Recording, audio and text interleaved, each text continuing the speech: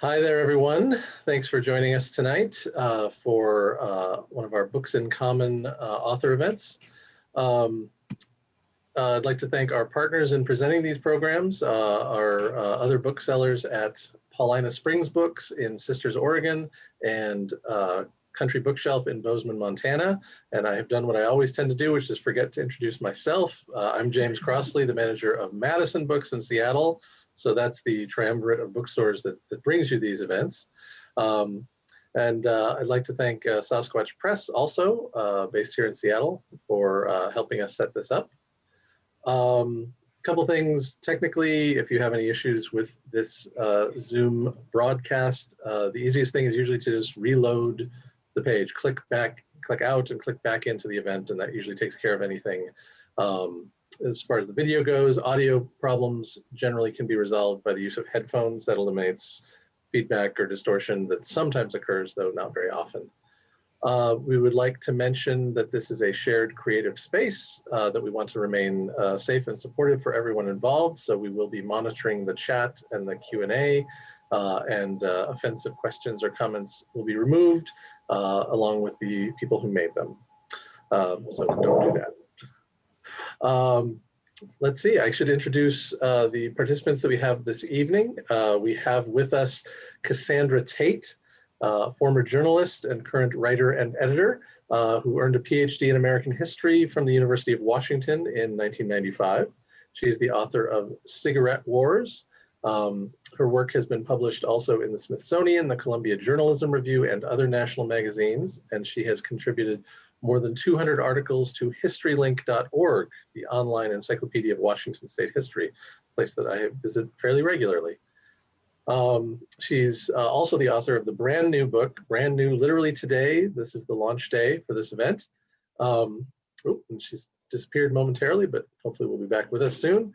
The book we're here to talk about tonight is Unsettled Ground, the Whitman Massacre and its Shifting Legacy in the American West. Also with us is Jane Kirkpatrick, the New York Times bestselling author of more than 30 books, including One More River to Cross, Everything She Didn't Say, All Together in One Place, A Light in the Wilderness, The Memory Weaver, The Road We Traveled, and in 2020, Something Worth Doing, a book which I believe is high atop the Pacific Northwest Booksellers Association bestseller list currently. Her works have won the Willa Literary Award, the Carroll Award for Historical Fiction, and the 2016 Will Rogers Gold Medallion Award. Jane divides her time between Central Oregon and California with her husband Jerry and her Cavalier King Charles Spaniel, Caesar, who I don't think we've seen with any of these events, but you know, maybe at some point, if you do a dog book. Do we have Cassandra back with us here? I don't see her yet, but hopefully she'll be able to jump back in here in just a moment. It looks like she may have had a technical difficulty. So good, thanks, Jess. That's the voice of our esteemed technical director, Jess, out of Country Bookshelf. Thanks for doing that.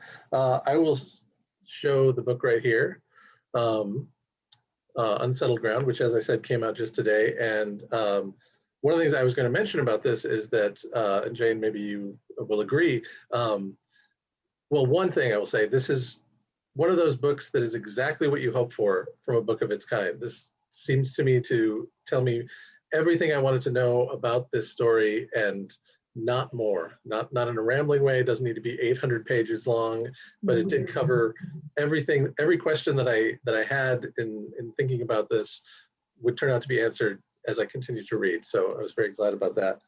And also, it's a story that I think is really important to the American West, and especially for those of us in this region. This is, to me, almost, well, it's both an origin story for the territory, you know, what was Oregon Territory and became several states, and also kind of a creation myth for all of that. Okay, sorry about that. Oh, that's all right. Always keep them guessing. Back. Yeah. I was just talking with Jane about what a good book it is and what an important story it is for I mean, I think it's something people around here know about, may have learned about when they were young, if they don't think about it much today, but that really is something important to think about for how we came to be where we are and what kind of a society we're living in now. So I will let you guys carry the rest of that conversation, and I'll get off screen because nobody wants to hear from me anyway. So I'll let you, Cassandra and Jane, take that further.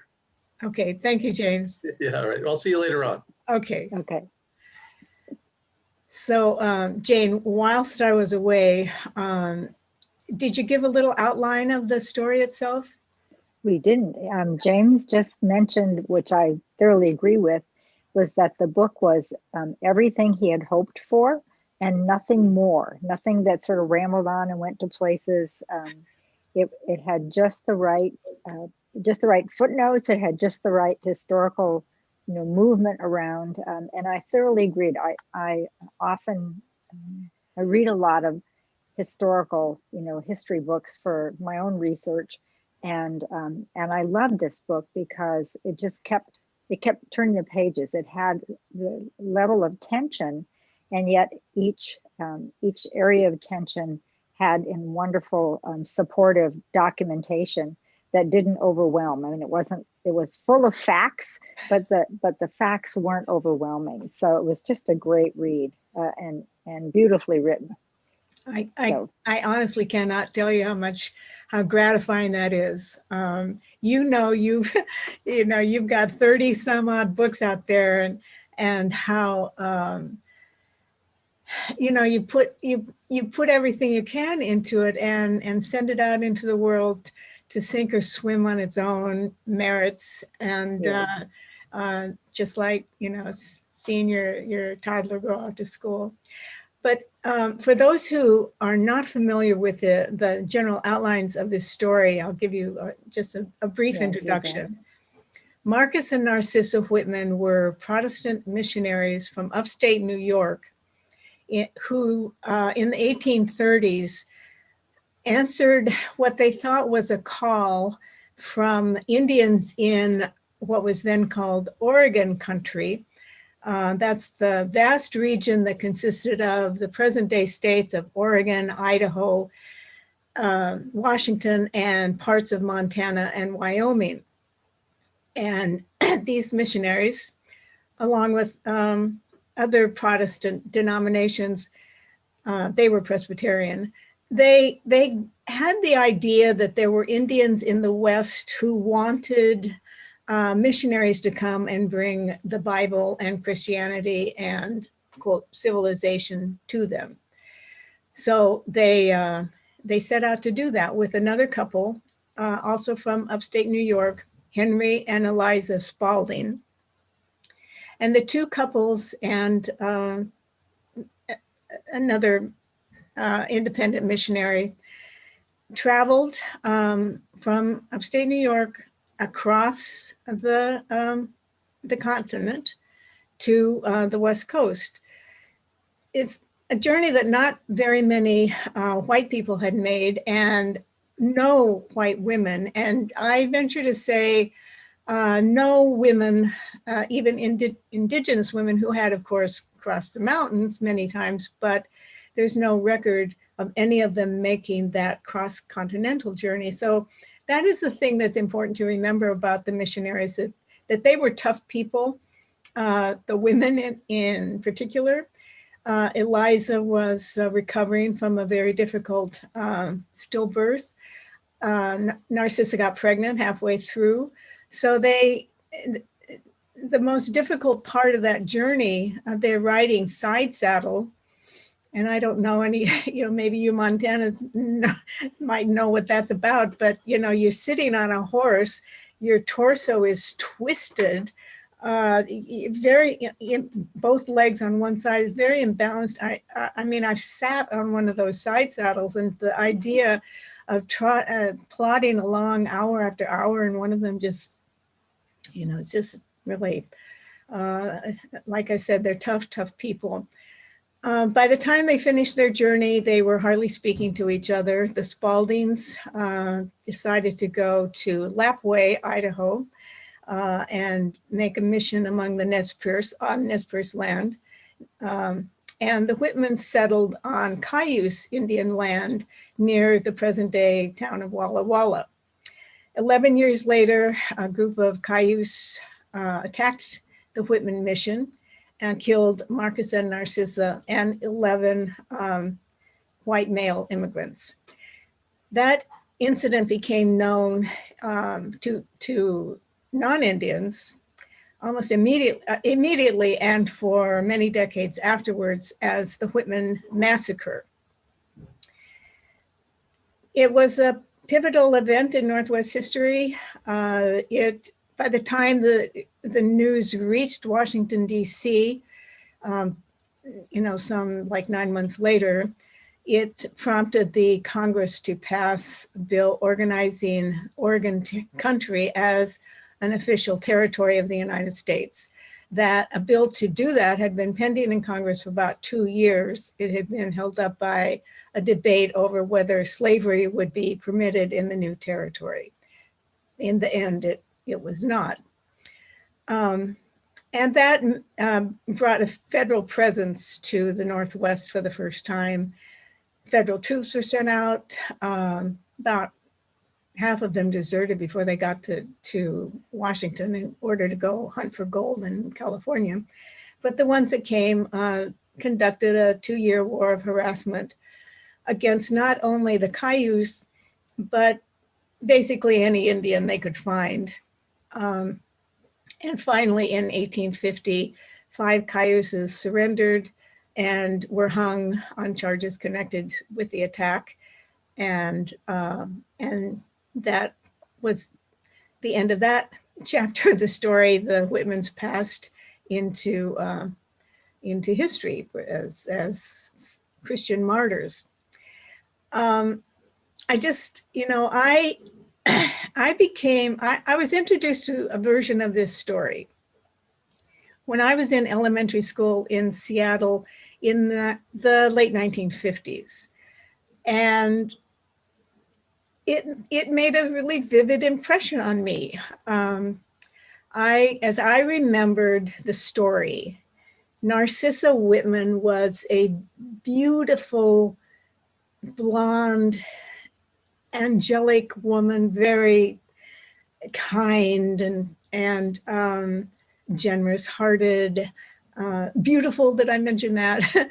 And I had this image of her. I wrote about this in the introduction to my book, but it really did stick with me, of her long white throat being slashed by a knife and the blood pouring down her white gown.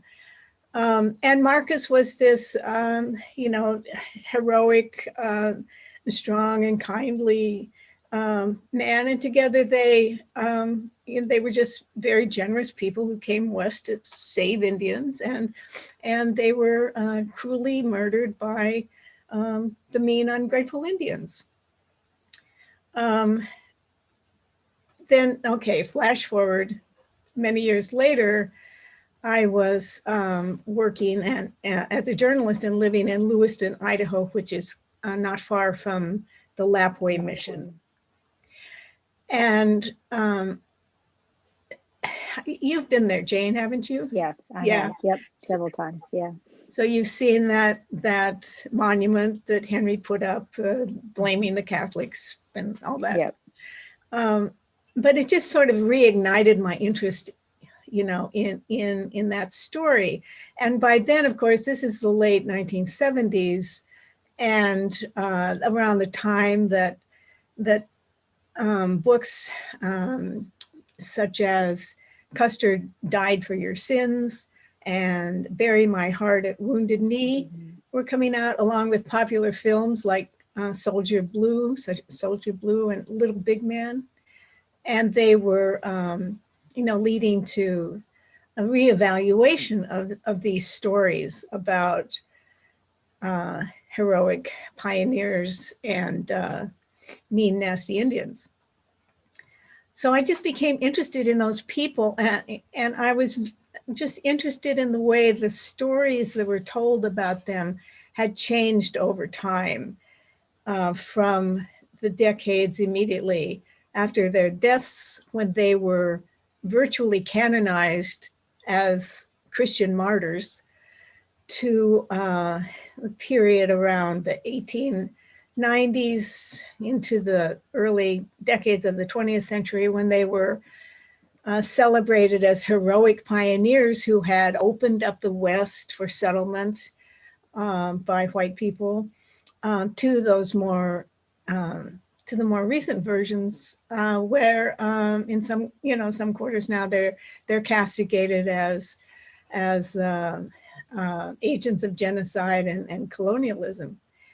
So that drew me into the book, and the result is right there. So as you were working on it, what did you hope readers would come away with as we finished that book? I mean, I have things I came away with, but I just wondered what you as the author hoped would come out of a reading of this book. Oh, that's a good question.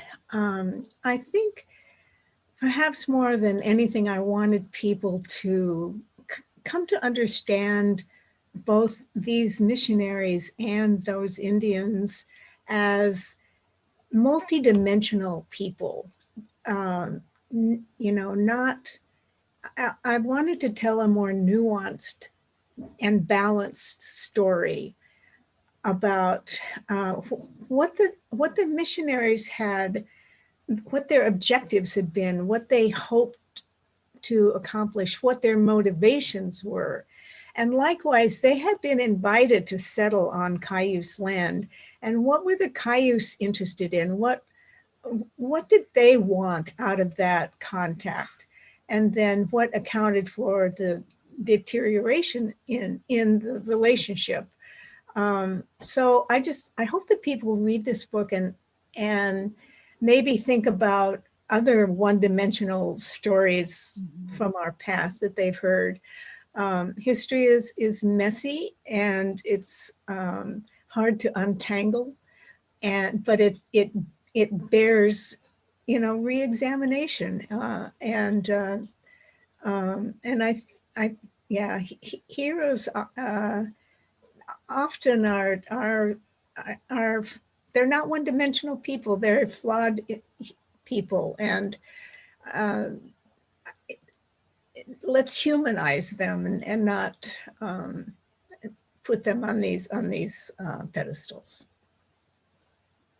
Well, when I read the book, I kept thinking of, I can't remember her first name, Wilkerson, who won the Pulitzer Prize for The Warmth of Other Suns, where she talked about the African-American experience leaving the South and moving into like California and into Chicago, and that time period, which was like an awakening for me of peoples that I'd never considered before. And that as I read this book, having done some research about the period, I was familiar with some of it, but I kept thinking about what a good survey it was about the Western experience and how people from other parts of the United States, other parts of the world, have that kind of almost a simplistic view of missionaries came, the Indians resented them, and therefore,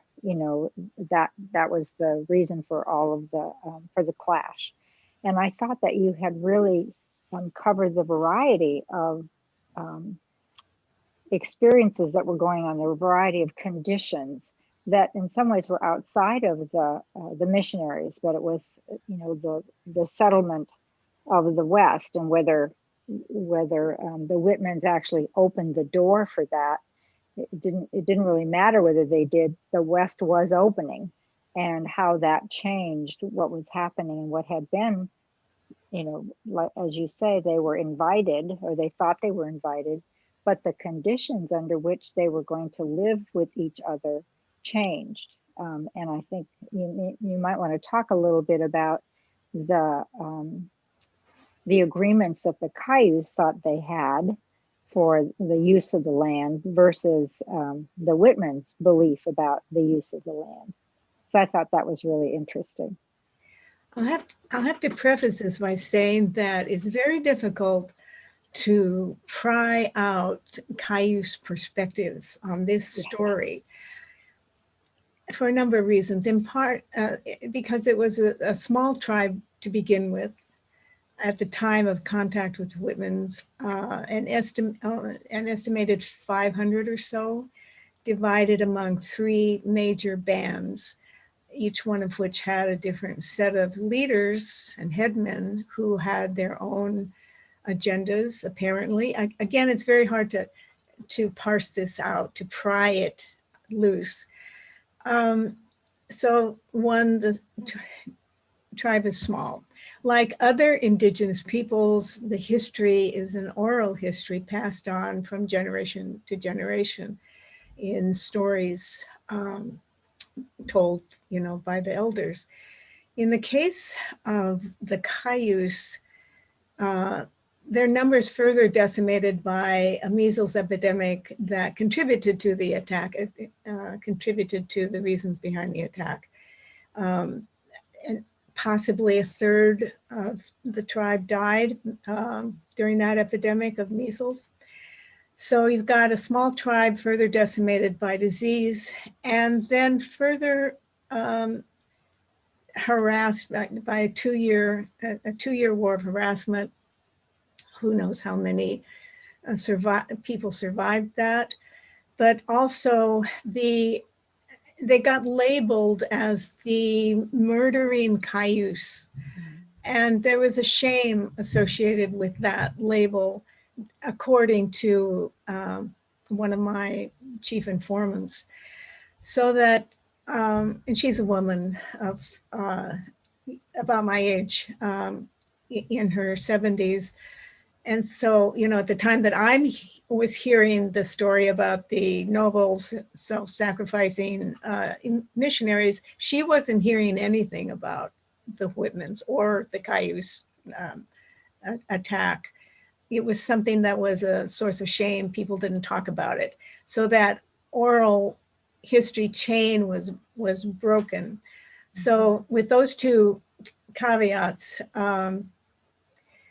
there were a number of different kinds of white people who wrote about the Cayuse and their interpretations of the Cayuse, include, I think probably the most reliable written sources were those recorded by fur trappers and traders, who were, many of whom were of mixed heritage themselves, or had native wives and children, indigenous wives and children. So they had something of a conduit to indigenous ways of life and ways of thinking about the world.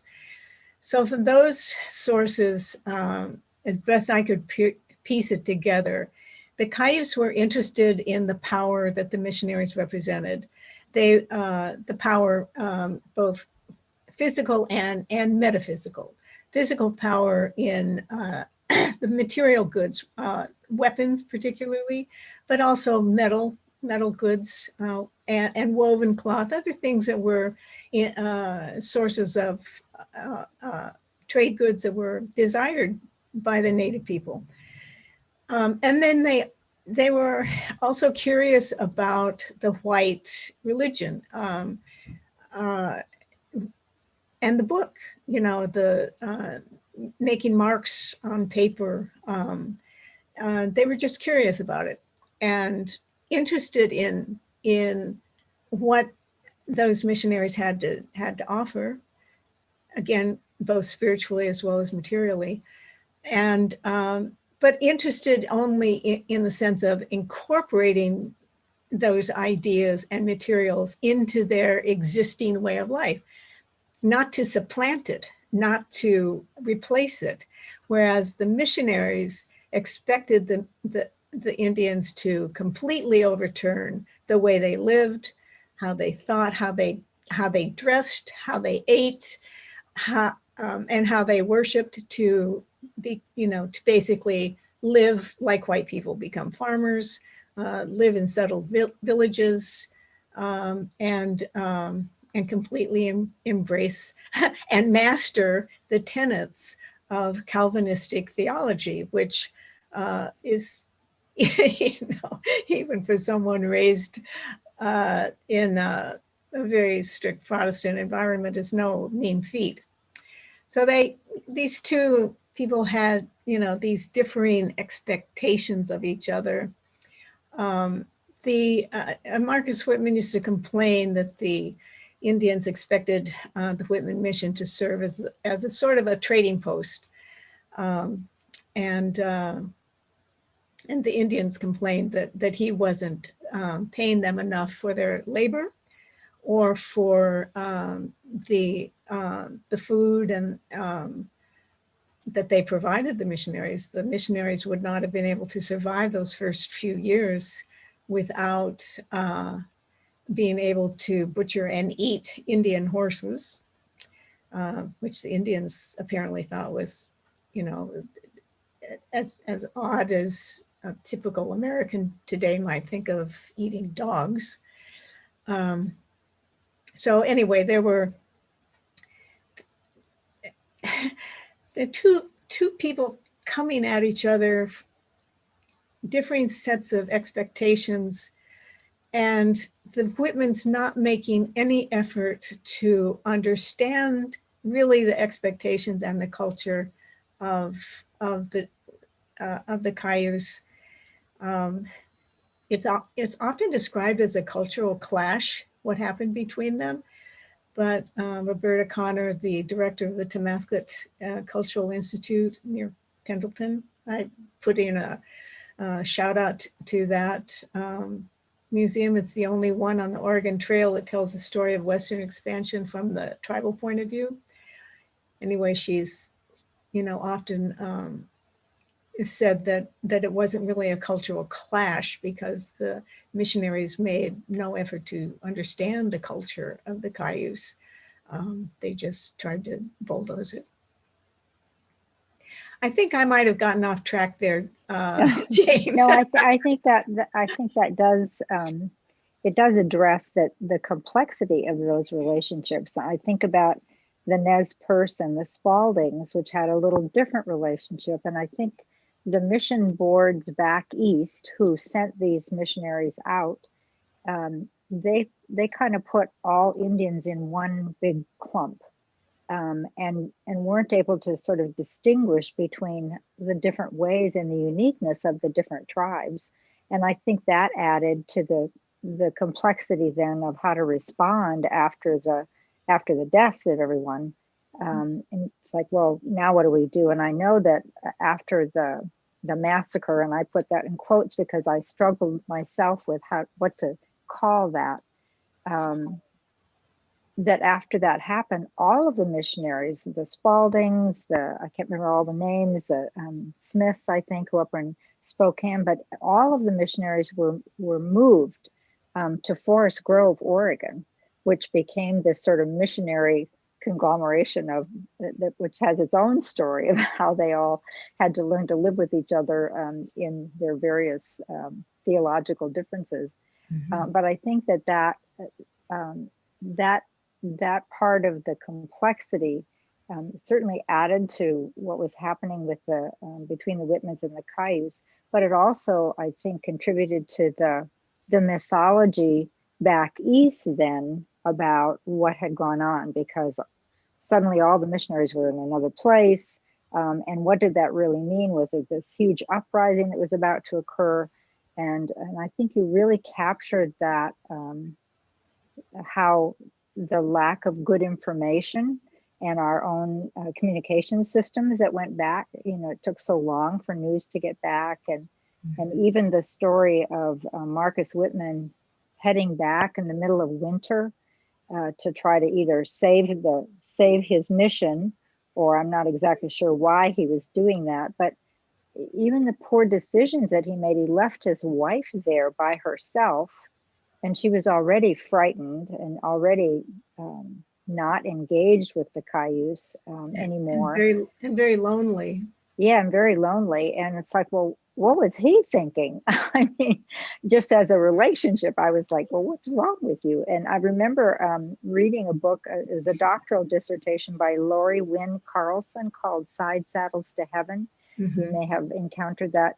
And she had speculated that he was ill, that he had some kind of a progressive disease that was going on that was affecting his thinking process, or he otherwise never would have left in the middle of winter to try to go back east. But on the other hand, I don't know, they were all, I mean, we look from a distance and I think of Spauldings, not his wife, who I think was just this brilliant linguist and who did pay attention to the Nez Perce, but Henry Spaulding, I also think was impaired, you know, and so how they were making those decisions as they interacted with the native people, in some ways it's like there couldn't have been worse people to some extent in terms of their rigidness about accepting, you know, other points of view, and in talking actually with present day missionaries in other, you know, other countries, you know, they talk about the need to, you have to become a part of the community. You have to find out how you can help, and that you live your lives, and that's what's going to maybe change people's perspective. But you can't come in and say, this is what you need to believe. And yet here were these, particularly the Spauldings and the Whitmans, that was their approach. And I think that couldn't have been worse for the Cayuse in many ways. I don't think it was the author of Side Channels to Heaven, but somebody else, a writer in the 1980s, who speculated that Whitman had syphilis, and that's why he. Oh, that's, yeah, that was one of the, I can't remember who that was, but yeah. But I would doubt syphilis, but he, you know, dosed himself regularly with mercury-based compounds, and you know, mercury is not the most stable thing to be, you know, ingesting if you want mental or emotional stability. So, but yeah, I in trying to probe now, and actually, you know, the lives, the missionary people are as foreign to me as the indigenous people are. I'm stepping totally outside my time and culture to try to look at both these groups of people. But in trying to think about the missionaries, I think there's an element of self-aggrandizement in their decision to, you know, go out and save Indians, because, well, especially for women, there were not that many opportunities if you were, you know, bright and had any sort of ambition at all to express yourself. You got married and you were a homemaker, basically. Anyone who's read Narcissa Whitman's writings, you know, you can tell she was a very graceful and accomplished writer. And in another time and era, she could have made a living as a writer. But what opportunities are available to her? And as far as, you know, Marcus was concerned, the thing he really wanted to be was an ordained minister, which was much more difficult in those days to achieve than to become a doctor. You could become a doctor with 2 6-week courses in a medical school and a little bit of an apprenticeship, whereas it took a lot of time and money to become an ordained minister. So an element of self-aggrandizement, because in their communities, missionaries were highly respected and admired people on their traveling west before they got, you know, past St. Louis. They would stop in these little towns and be welcomed and greeted as heroes by the congregations of in small churches along the way. So getting all kinds of strokes, in addition to being, you know, these are deeply spiritual people, and deeply believed that their sacrifices were going to be rewarded when they faced, you know, God at the door to heaven. So they're going to be rewarded spiritually in the afterlife, as well as be admired by their peers in present day. Well, and I think that fits with the stories of the Spauldings, at least, that after they left, and he was in Forest Grove, and then he spent years in Brownsville as a teacher and so on, that he kept wanting to be allowed to go back to the Nez Perce. And eventually, in his elder years, the Nez Perce agreed, and so did the Board of Missions from Ohio. And that's where he ended his life. And actually, his wife was, her body was exhumed and brought back to the Nez Perce. So there was it sort of was full circle. They were so committed, as you say, to this, this project and this belief they had, and that was going to be not only the glory on this earth, but the glory in heaven once they, once they died. And that both of the Spauldings very much wanted to have that transition occur when they were in amongst the Nez Perce. So I think I think there were some relationships that were established, but even the ones there was.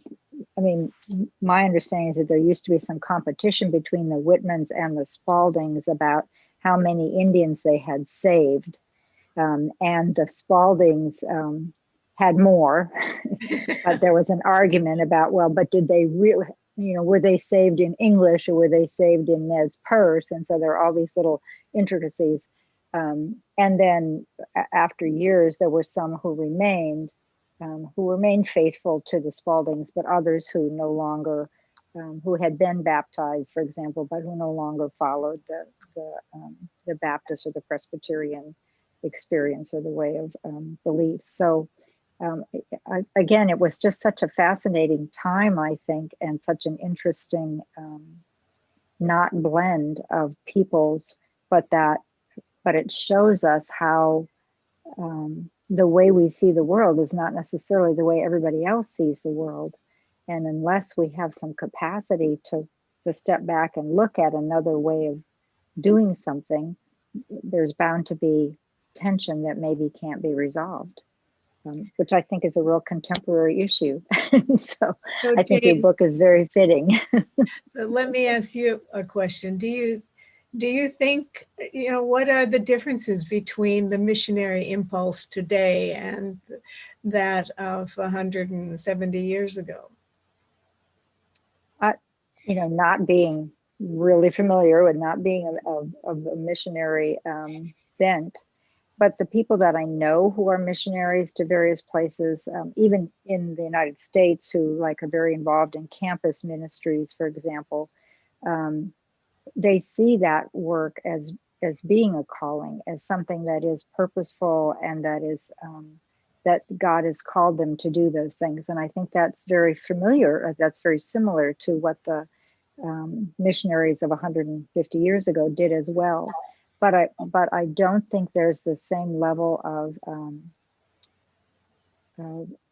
public support the way the missionaries had back in that, as you described them, going from town to town and speaking. They were raised up on this earth, and I don't see that as part of the work of contemporary missionaries. That they really do their work as part of what they feel is God's plan for their lives, and they feel it's important that people know of and become aware of, God's love for them. And I don't think they don't seem to be engaged in how can I get the public to support me in this. Maybe there may be some what I call the television evangelists, who are in a very different category. But I think the genuine missionaries carry that belief that that's a calling that they feel is really important for them to pursue.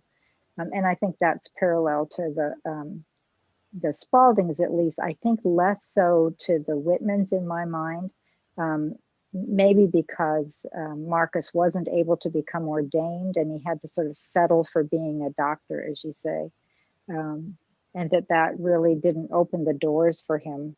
And then I think he did he too chose to become known and be not martyred, of course, but to be respected and to be someone who saved people on the Oregon Trail, for example. And he would send out rescue parties of food, and his renown was less of his missionary status and much more of an economic place that he had with the settlers, white settlers that were coming and that basically destroyed the native lifestyle totally. Yeah. Yeah. So how did you decide in the to have the subtitle use the word massacre? You know, I have a Word document with all of the suggested titles and subtitles, and it runs to like 17 pages, back and forth and back and forth. And originally, my working title for this was Fatal Mission. But various people shot that down, and it sounded too much like a spy novel or an espionage novel. And in the end, using the word Whitman Massacre, I had a lot of trouble with it. I wanted to put it in quotes, massacre in quotes, but that is the way it was known. That's the word that was used until, you know, just fairly in the 1980s and 90s was when the Whitman Mission National Historic Site excised the word massacre from its brochures. I have a brochure that I found in a library in Angelica, New York, that was published by the historic site in 1958. It used the word massacre 8 times. But they excised that word in the late 1980s and replaced it with attack and incident. Massacre, and I explored this a little bit in my book, it's such a loaded word, and it does imply indiscriminate, random violence, whereas the violence at the Whitman Mission was very targeted and done in response to an epidemic that had devastating impact on the Cayuse village that was located closest to the mission. The other 2 major bands did not participate in any kind of organized way. So it had a purpose. It was done within the confines of tribal law, long established tribal law that held a physician, a medicine man whose patients died could be held liable for those deaths and pay the price with his own or her own life. So Marcus Whitman was presented to the Cayuse as a very powerful Tiwat or medicine man, and in traditional culture, long-standing, Tiwats whose patients died could be held liable for that and pay the price with their own lives. Narcissa Whitman occasionally dispensed medicines in his absence, so she too would have gained something of the aura of a Tiwat. She was the only woman who was killed. The other 11 victims were all male immigrants. There were 2 teenage boys. They were members of a family, the Sager family, whose parents had died on the Oregon Trail, and they were adopted by the Whitmans. But they were late teens and would have been considered, fully grown, again in Cayuse tradition. So it's targeted violence. It's within the confines of tribal law. It's not random or indiscriminate, and in keeping with tribal traditions. The survivors, the women and children, were held captive until they were ransomed about a month later by the Hudson's Bay Company. But anyway, it was I just want you to know it was a great debate. and in the end, just because of the familiarity of Yeah. the phrase. It's Well, I actually thought a you- really good, oh, sorry, Jane, go ahead. No, I was going to say that that Cassandra also included, as she talked about that decision, talking about an attack that occurred not long after that, very indiscriminately against a group of Cayuse men, women, and children, and that was referred to, I think it was referred to as an attack or an incident, It's a as battle. opposed to a massacre. It was a battle when A battle, okay. when whites killed Indians. It's a battle. When the Indians kill the whites, it's a massacre. Right, right, yeah. Well, so that was a perfect segue into one of the questions that I had, which I guess is a two-part. One is, what terminology do you think is best to use to describe this in an accurate way now? I think attack. Okay, It was an attack. there. And the other part of that is, I mean, I think as you said, when you grew up, this was something taught in schools. And as I was saying in the run-up to this seems to me a foundational myth for the state. Like, the reason we're all here has to do with these hardy pioneers and what they did and what they suffered. So the question to me is, should this be taught? Like, is this something that we need to teach in schools? And if so, how and to what age would we introduce this? We absolutely need to teach this. I would say middle school. And, you know, I mean, when I was introduced to the story, it was in 5th grade, and it was part of a unit on the brave pioneers who had come west to settle this, you know, empty land. You know, we girls made sunbonnets and aprons, and the boys made coonskin caps and plywood rifles, and we had a square dance around a campfire made out of cellophane, red cellophane, and flashlights, and it was all a great deal of fun. But I would introduce this story to middle school, and I'd look at this, you know, the statue, the Marcus Whitman statue. There's, you know, a copy. Well, he's one of Washington's 2 representatives in the U.S. Statuary Hall in the Capitol, but there's a copy in the Capitol in Olympia, and there's a copy on the outskirts of Whitman College. And you know, as of the moment, those statues are still in place. I don't know what the future holds, but I think, you know, approaching the story maybe from the standpoint of the iconography, looking at who gets memorialized and why. And I think it's also just interesting to look at how the story changed. And I think you could do that pretty simply. I gave a PowerPoint presentation last month to the Washington State Historical Society's annual conference, just looking at the different images of the Whitmans that have been presented over time, beginning with their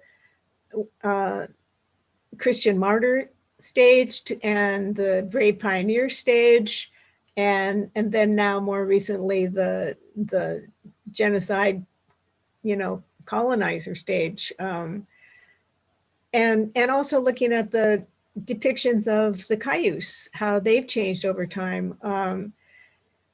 You know, Paul Kane, he was a very famous Canadian artist, and he visited the Whitman mission just a short time before the attack on the mission. He was there in July, and he sketched 2 of the Cayuse who later were hung in connection with the on charges of their role in the attack.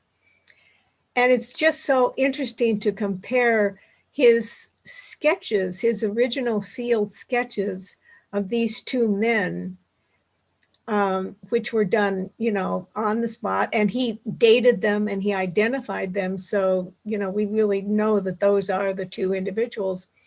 And then like 2 years later, after he had heard that they had been hung in connection with the attack, he produced full color paintings.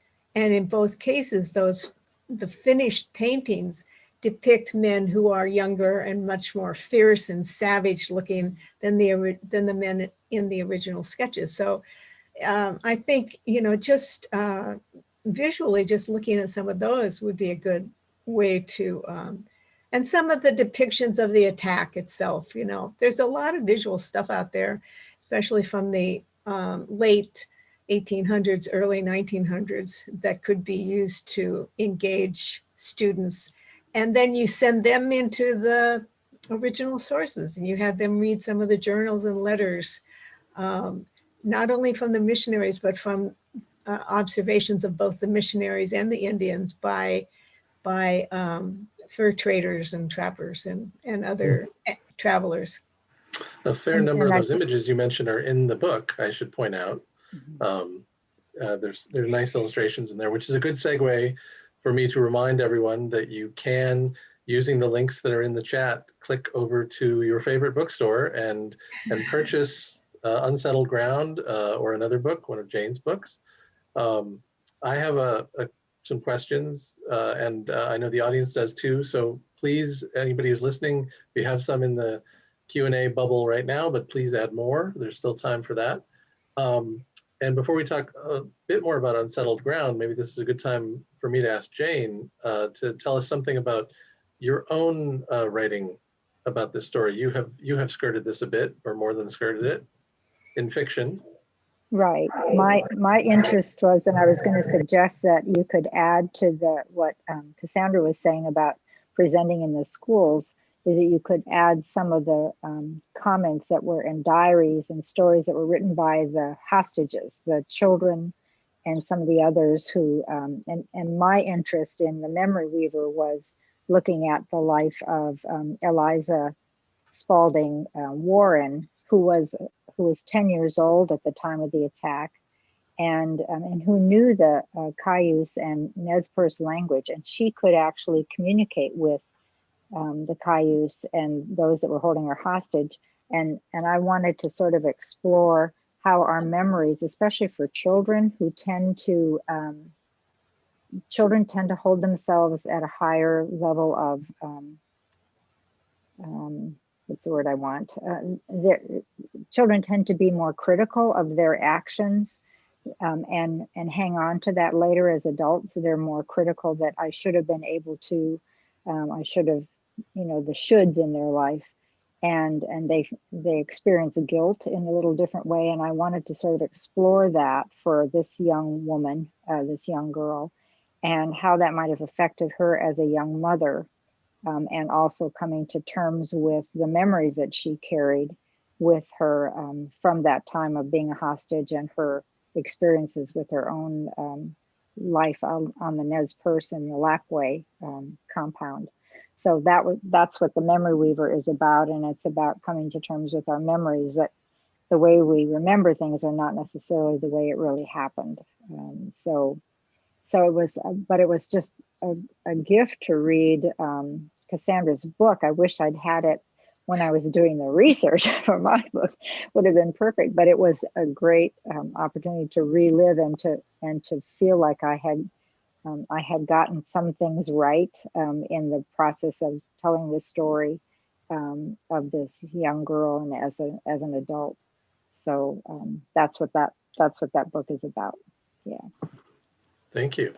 There's a question from the audience here that starts off by saying, hello from Moscow, which I presume is Idaho. It says, Cassandra, could you talk more about the ways you piece together the stories to create a more nuanced account? For example, where did you look for the accounts of the fur traders who had contact with the Cayuse? Well, the internet has been a boon and a bane. There are now so many digitized original source materials that are available with just a simple Google search. And I mean, I've been writing history now for a couple of decades, so I knew, I was familiar with some of those fur trader sources. I knew about the multi-volume set of Marcus and Narcissa Whitman letters that had been put together. I'm blanking on the name of this husband and wife couple who did that in the 1930s. But it just, how did it all come together? It was a very long process. Moscow questioner, off and on for a good 10 years. But the thing is that I was writing for History Link during that time. And so like I did an essay about Fort Vancouver and John McLaughlin. And that's, you know, he's a very important figure in the history of the Northwest, and he had his finger in virtually every pie. So there was that. That took me into a weird segue about these 3 Japanese sailors who had gotten shipwrecked and ended up on the shores of, blown across the ocean and ended up on the shores of what's now Washington State. And John McLaughlin played a hand in their, turned out to be trip around the world. There were just all these little strands that I kept running across as I was working on various assignments for History Link. But the journals of, I guess I would say my, the easy part of the research and the hard part of the research was really what's been digitized by all these various repositories of original source material. It's wonderful because you can get that material and you can do a word search in it. And it's awful because it just burdens you. It weighs you down with so much stuff, and trying to weed through all of that and find the gem and toss out the other stuff. That's a part of the winnowing process. The missionaries themselves were prodigious correspondents. They wrote journals, they kept journals, they wrote letters. I spent time in the Houghton Library at Boston, at Harvard, to wade through some of that stuff and looking at the original letters and the original journals is a wonderful visceral experience. And I looked at some original journals from the fur traders as well, but it's much, you know, it's for one thing, a lot of it's very hard to read. So I really valued the digitized versions. Well, credit to you, because I would have found it impossible not to mention these Japanese sailors. And I would have either ended up with a 1,000-page book or, of course, no book at all, because I never would have finished. I did an article about them, the three Akichis. It's a wonderful story. These 3 survivors who ended up, they washed ashore. They're found by Macaw Indians who, in the ways of indigenous people, many of them in the Northwest, enslaved them and held them for a few months until John McLaughlin found out about them and then, ransomed them. And he thought he could use them to open up trade with Japan. And so they go all the way to London, and the head of the Hudson's Bay Company doesn't want anything to do with them. And then they end up, going to China. They never got home again. It's just a really interesting story. Wow. That's worth a book on its own. I was going to add something about some of the oddities of research, and there is a reference called the cut beef records, which is where Indians were given beef, and the Bureau of Indian Affairs wanted to keep track of who got the beef by family. And so that became a genealogy record that you can get for various Indians back into the late 1700s. And the other that struck me when I was working on a series of books was that the Hudson's Bay Company is digitized, and you can identify the different people who worked there and what their salary was and their evaluations. You know, it was just stunning to be able to access that material. Yeah. Like I said, it's wonderful and it's burdensome. Yeah. You know? Yeah. I mean, my first book, like 20 years ago, you know, that's nothing online. You know, if you could find a typescript of an original letter, you were doing well. And somehow it took me still a long time to get it done. Anyway. There's another question here from a listener who is asking whether either of you have thought about writing about the religious groups that moved to Forest Grove. You know, I don't know much about that, so I defer to Jane. So in a book called This Road We Traveled, which is the story of Tabitha Moffett Brown, who ended up crossing, you know, the continent and ended up in Forest Grove and was one of the founders of Pacific University, one of the few females. But her work there and why she was named the Mother of Oregon by the Oregon legislature in 1987 has to do with her work with the various missionary groups who were in Forest Grove and setting up an orphanage and doing work for the children who were survived as the Oregon Trail, as people kept coming through and came to Forest Grove. There are some nonfiction books written about that time of missionaries coming to Forest Grove that are really interesting. I think the Congregational Church wrote one that I know is, of course, I don't have a title in my brain, but it's in the it's available in the library and has a lot of original letters and documents and kind of talks about some of the infighting that went on when the missionaries first got to Forest Grove. Thanks. It's a great read. Good. There's oops, closed my questions there that were up. Another quick, well, I guess these are not exactly couched in the form of questions, but the things that struck me in looking at the book, one, I really liked the way that you dealt with the role the women played, obviously in histories from decades and centuries before, almost completely ignored or barely mentioned at all. You had kind of a throwaway line that was so deadpan to me about how when the missionaries were traveling through St. Louis, the reaction to them was described from those city fathers, and you said something like the wives were not mentioned, which seemed to sum up the whole experience. But as I think we've learned here, they were in many ways the most interesting people on that whole journey. So kudos to that. I think that's an untapped thing. The other is that, gosh, you were very judicious about, you know, the outlook of all these different participants, the Cayuse, the white settlers, the different factions. That's something that gets underplayed, the difference between the British and the American, et cetera, et cetera. But I have to say my takeaway from that all is, gosh, they were blockheaded, those missionaries. It's hard to fathom that people could undertake these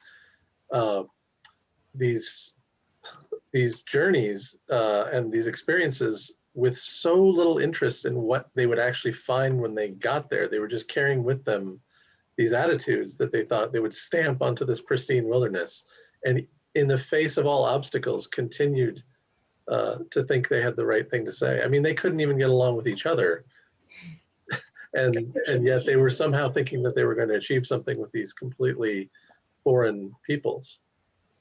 Yeah, delusional. It really. I think that you know, if you read like Eric Hoffer's The True Believer, or who's the guy who wrote The Tipping Point? He has a new book out. and it's talking about very successful people, and that the two qualities he described were purposefulness and discipline. And so if you get people who are purposeful and they have the capacity to be disciplined, to get them, their commitment was so narrow in terms of this is why we're doing this, and this is what we need to do to get it done. It looks like blockheadedness, and it is, and at the same time, those are the very people who are, the Steve Jobs and the, who are very purposeful, and they see the world in a certain way. And this group of people tended to see it as I'm right, and I'm doing this as a gift to give to others, and totally unable to perceive how that was going to be received. And So, on yeah. the other hand, maybe with the exception of Henry Spaulding, most of them gave up very soon. Now, and Whitman himself, for several years before the actual attack and end of his mission, thought about leaving. But of the missionaries sent out by the American Board of Commissioners for Foreign Missions in Boston, most of them were gone within 2 or 3 years. They went out over to the Willamette Valley, or they went insane. Remember the case of that guy Munger, who,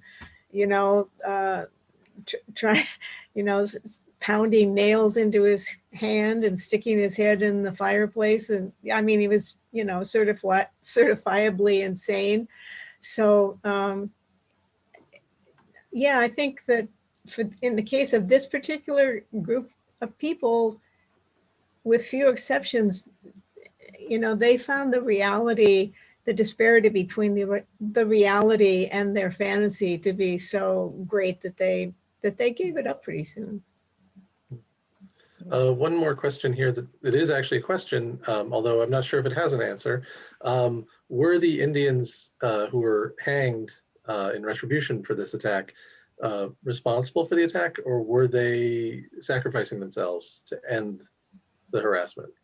It's fairly clear that at least 2 of them had nothing at all to do with the attack.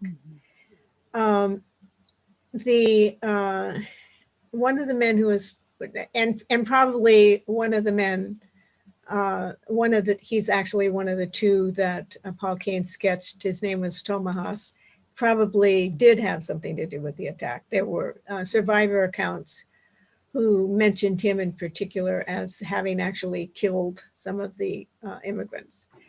2 of them probably did not have anything to do with it. One of them certainly did have something to do with it. A 4th one is unclear. And the 5th one is the second man who was sketched by Paul Kane. His name, and I'm probably mispronouncing it, is Tilukate. And he was the head man of the village closest to the Whitman mission. And whether he actually participated in the attack or not, he at least acceded to it. And the indications are that the people who pushed for it were young men who, among other things, they would have, found value in and status in serving as warriors. But it's they gave themselves up. They surrendered. Tilukate begged not to be hung. He asked to be shot. And it's actually it's sad to think that they all, it was a very summary trial, although by the frontier standards, they had a reasonably strong defense, although it had no more effect than spit on a hot sidewalk. But their guilt or innocence, not for me to judge, really. I know that the tribe would very much like to have their remains repatriated. They, their burial site is not known, but that's a thing that haunts the Cayuse people to this day. Those, those 5 people. So. Well, I think we have time for one more question, which is kind of a good one to go out on. And it's for both of you, having to do with what you may be working on next. Cassandra, do you have any History Link articles or anything that we might see from you? I'm working on a biography of Patty Murray, which I actually started some time ago and set aside. But going back to that, she's she's Washington State senior senator. Really interesting story, interesting background, and so I'll be diving into Patty Murray in these next couple months. Good. And Jane?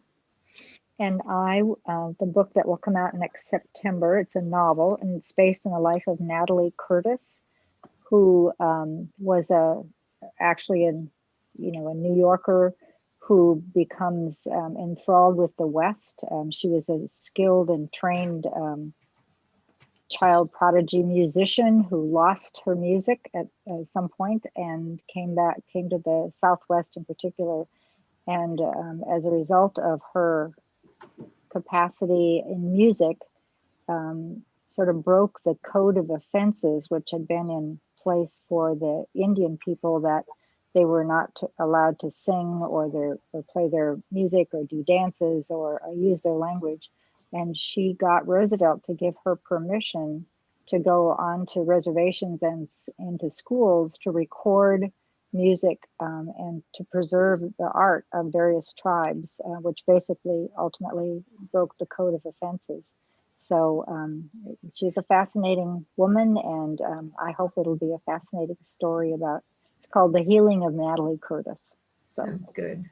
That sounds great.